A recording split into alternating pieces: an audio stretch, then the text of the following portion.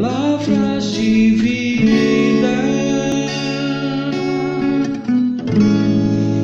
palavras de vida.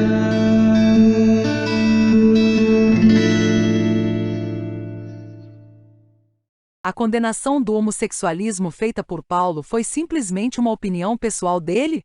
Olá, como vai? Tudo bem? Bem-vindos ao canal do Pastor Ronildo Gonçalves. Desde já agradecemos a sua presença por aqui e pedimos, se gostar desse vídeo, deixe seu gostei, compartilhe e se inscreva neste canal. Então, o assunto que iremos abordar nesse vídeo trata-se apenas em defender o que a Bíblia, a Palavra de Deus, diz em relação ao homossexualismo e não gerar polêmicas sobre o assunto. Deus ama os homossexuais, mas não aceita a prática homossexual. Deus, através da sua palavra, a Bíblia, oferece a todos os seres humanos o plano de salvação para herdar a vida eterna. Neste plano, a pessoa precisa reconhecer que é um pecador, se arrepender dos seus pecados aceitando a Cristo e seguir aprendendo sobre como é o reino de Deus. Reino este que é totalmente diferente da vontade, princípios, ética e justiça humana, e que não se baseia segundo as paixões carnais. A Bíblia diz que se a pessoa não crê no que ela ensina, a pessoa pode continuar como está. E se morrer nesta condição de pecador, não entrará no reino de Deus. Pois para entrar no reino de Deus é necessário nascer de novo, e seguir os ensinamentos das palavras de Jesus Cristo e dos apóstolos dele. Em 1 Coríntios capítulo 6, versículo 9, os críticos afirmam que a condenação do homossexualismo feita por Paulo foi simplesmente uma opinião pessoal dele. Vamos ver o que os críticos afirmam. Qual seria o problema? Vejamos o que os críticos afirmam. Paulo disse aos coríntios que nem imorais, nem homossexuais ativos ou passivos herdarão o reino de Deus. 1 Coríntios capítulo 6, versículo 9 e 10. Vocês não sabem que os perversos não herdarão o reino de Deus? Não se deixem enganar. Nem imorais, nem idólatras, nem adúlteros, nem homossexuais passivos ou ativos, nem ladrões, nem avarentos, nem alcoólatras, nem caluniadores, nem trapaceiros herdarão o reino de Deus. Mas nesse mesmo livro ele admitiu estar dando a sua opinião pessoal. 1 Coríntios capítulo 7, versículo 25. Quanto às pessoas virgens, não tenho o mandamento do Senhor, mas dou meu parecer como alguém que, pela misericórdia de Deus, é digno de confiança. De fato, Paulo admitiu: não tenho o mandamento do Senhor, versículo 25.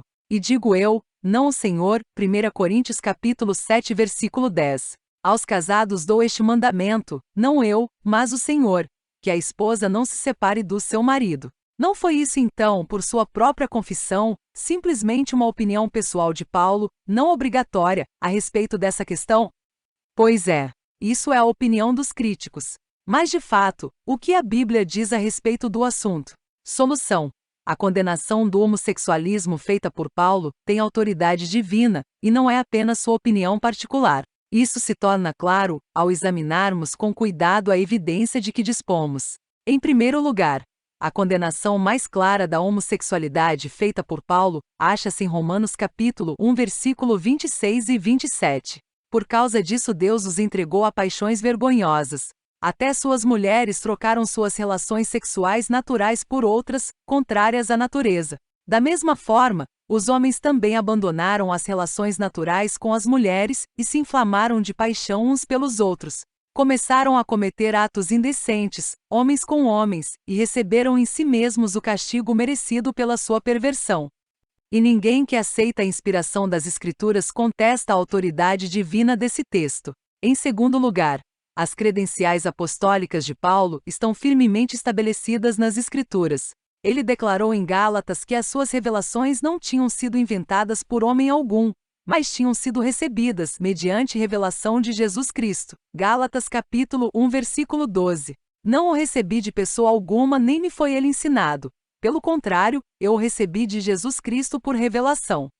Em terceiro lugar, Paulo declarou aos coríntios: as marcas de um apóstolo, sinais, maravilhas e milagres, foram demonstradas entre vocês. 2 Coríntios capítulo 12, versículo 12. Em resumo, ele tinha exercitado a sua autoridade apostólica no seu ministério para com os cristãos de Corinto. Em quarto lugar, mesmo no livro de 1 Coríntios, em que a autoridade de Paulo é severamente contestada pelos críticos, sua autoridade divina torna-se evidente por 3 razões. Primeira evidência. Ele começa o livro declarando possuir palavras ensinadas pelo Espírito. 1 Coríntios capítulo 2, versículo 13. Delas também falamos, não com palavras ensinadas pela sabedoria humana, mas com palavras ensinadas pelo Espírito Santo, interpretando verdades espirituais para os que são espirituais. Verdades espirituais para os que são espirituais. Segunda evidência. Ele conclui o livro dizendo: o que lhes estou escrevendo é mandamento do Senhor. 1 Coríntios capítulo 14, versículo 37. Se alguém pensa que é profeta ou espiritual, reconheça que o que lhes estou escrevendo é mandamento do Senhor. Terceira evidência. Mesmo no controvertido capítulo 7, em que dizem que Paulo está dando a sua opinião pessoal não inspirada, ele declara: também eu tenho o Espírito de Deus. 1 Coríntios capítulo 7, versículo 40. De fato, quando ele disse: eu não o Senhor, ele não queria dizer que as suas palavras não eram inspiradas pelo Senhor. Isso iria contradizer tudo mais que ele falasse. Pelo contrário, aquelas palavras significavam que Jesus não tinha falado diretamente acerca daqueles pontos quando na terra, mas ele prometera a seus apóstolos que enviaria o Espírito Santo para os guiar a toda a verdade. Evangelho de João capítulo 16, versículo 13. Diz assim: mas quando o Espírito da verdade vier, ele os guiará a toda a verdade. Não falará de si mesmo, falará apenas o que ouvir, e lhes anunciará o que está por vir. E o ensino de Paulo em 1 Coríntios foi um cumprimento daquela promessa. O apóstolo Paulo, assim como os outros apóstolos de nosso Senhor Jesus, falaram inspirados pelo Espírito Santo. Isso é fato. Questionar a Bíblia é o mesmo que questionar a Deus.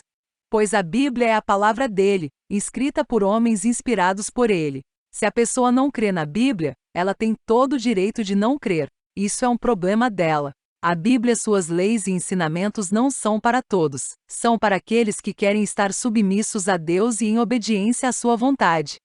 E aí, gostou do vídeo? Deixe seu gostei, inscreva-se e compartilhe.